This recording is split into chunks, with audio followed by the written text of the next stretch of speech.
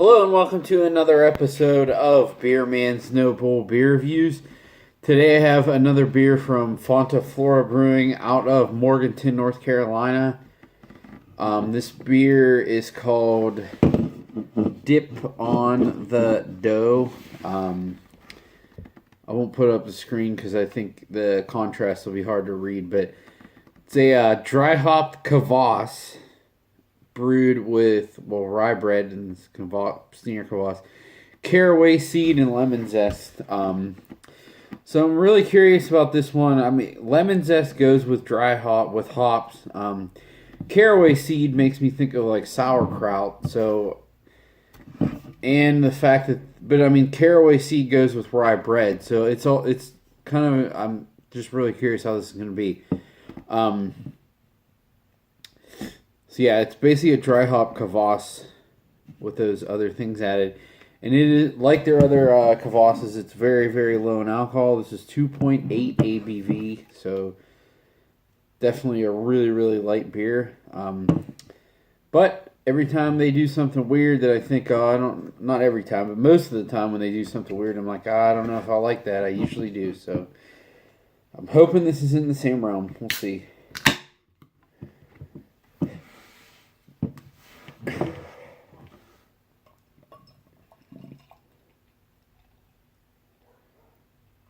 I think this is also, I shouldn't say I think, I know because I've been here since I started canning.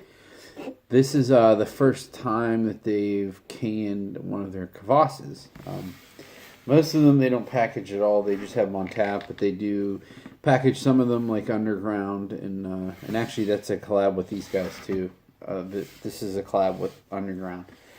So the same company that I guess gave them the pretzels for Underground gave them the rye bread for this. Anyways, I'm actually surprised this is kind of hazy, but so this pours a fairly cloudy, pretty nice golden color with a white head that went away really quickly, so it's pretty carbonated.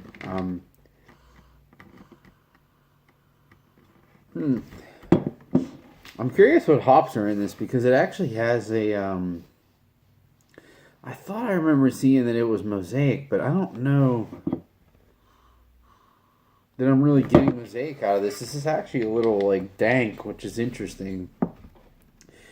But if this is like a really nice hoppy beer and it's 2.8%, this is going to be something that I hope they make all the time because I will love it for sure. It is a little lemony too. I'm getting that. Maybe I'm assuming that's from the lemon zest and not from the hops. I don't know. I'm definitely not getting any. I'm not really getting any malt character, any of the rye bread or any of the caraway, which is, I guess, a good thing.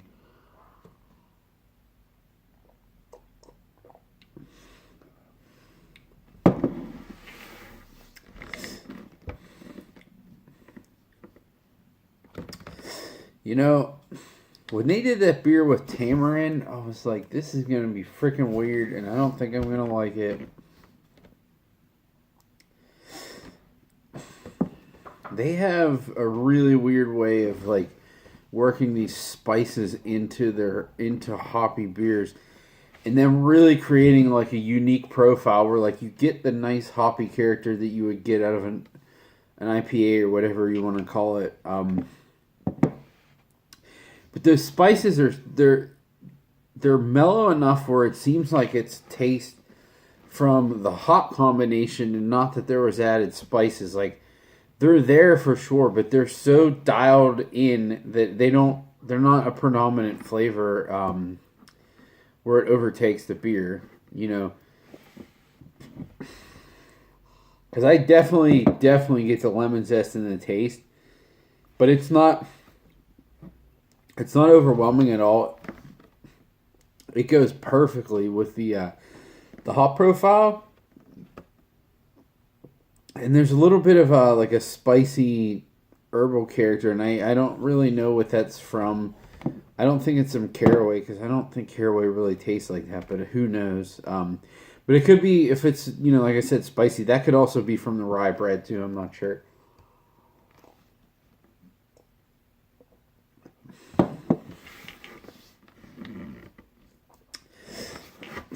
And now that I drink it again, this thing is like so complex. It's crazy. It's 2.8%. It's like the first taste is super perfumey. I think that's from the lemon zest. It's really, really perfumey, but it's also like citrusy at the same time. And then it falls back into like more of a traditional, nice hoppy beer flavor. And then it finishes with their signature, really complex grain profile that all of their hoppy beers have, which I absolutely love. They don't just taste like straight hops. All of them, they have that grainy finish. But to me, it's really unique to these guys. It's not unique that it has a grainy finish, but whatever the flavor is in it, like I'm curious what kind of grains. I can't imagine they all use the same ones. But the finish in all their hoppy beers has that same nice grainy finish. It's like straight. It's like bread, but it's not like this is rye, has rye bread in it.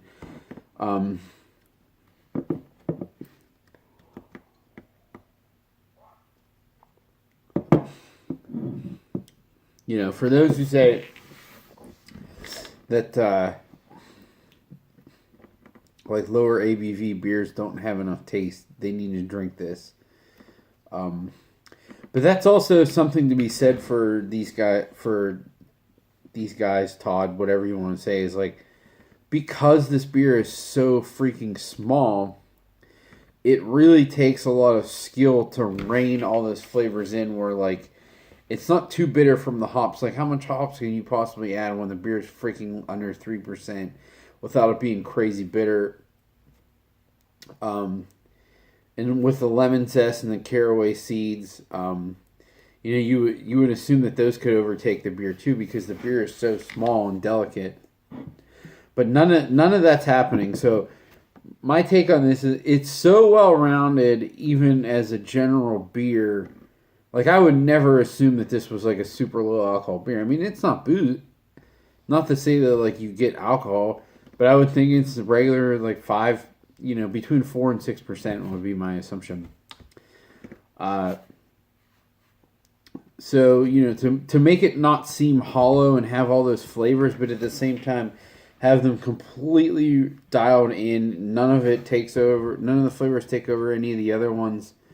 And it still just be a really drinkable beer is really, really impressive. I'm not going to say that I'm surprised because I've had a ton of stuff like this from them that they sound weird and they just pull it off, and this is just another one to stack on top of it.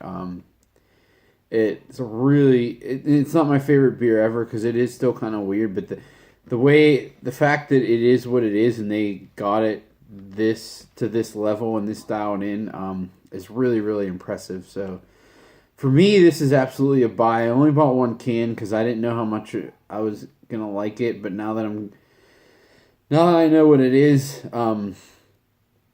I got this from a bottle shop, and now that I know that I like it, I'm gonna be up at Fonta next weekend, and I'm probably gonna buy a 4-pack of this at least, because it's nice to have like a really, really low ABV beer just to drink whenever you feel like it. So this is absolutely a buy for me. I think this was like, I don't know, $14 a 4-pack, so not expensive at all. I mean, I guess that's expensive for some people because of the ABV, but I don't really care about the ABV. It's the flavor, the quality of the beer, and it's definitely top notch. So, again, it's definitely a buy for me. That's all I got on this guy. I think please like, comment, subscribe. Let me know what you think, and I look forward to doing the next one. Thanks.